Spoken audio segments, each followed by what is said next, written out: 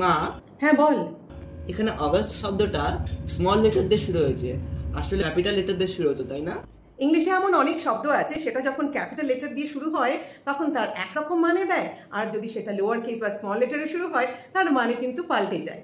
অনেক সময় প্রনাউন্সিয়েশনের মধ্যেও ডিফারেন্স দেখা যায়, আবার কখনো কখনো ডিফারেন্স থাকেও না। আর এই শব্দগুলোকে বলা হয় ক্যাপিটনিম।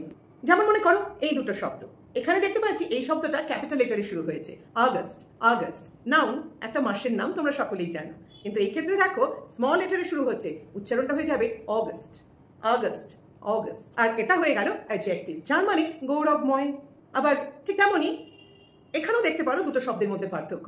এখানে ক্যাপিটালে লেখা হচ্ছে মানে এটা মার্চ মাসের কথা বলা হচ্ছে, মার্চ।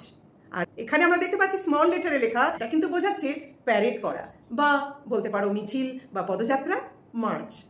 এই শব্দটা ক্যাপিটাল লেটার দিয়ে শুরু হয়েছে, উচ্চারণ হবে Polish, Polish, আমরা যেমন ইন্ডিয়ান ঠিক তেমনই যারা পোল্যান্ডে থাকে তাদেরকে বলা হয়। Polish, আবার এখানে দেখো স্মল লেটারে শুরু হয়েছে, এটার উচ্চারণ হবে। Polish, Polish, Polish, Polish.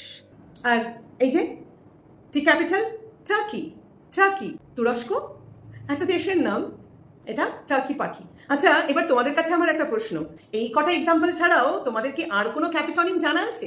জানলে কমেন্টে শেয়ার করতে ভুলো না যেন।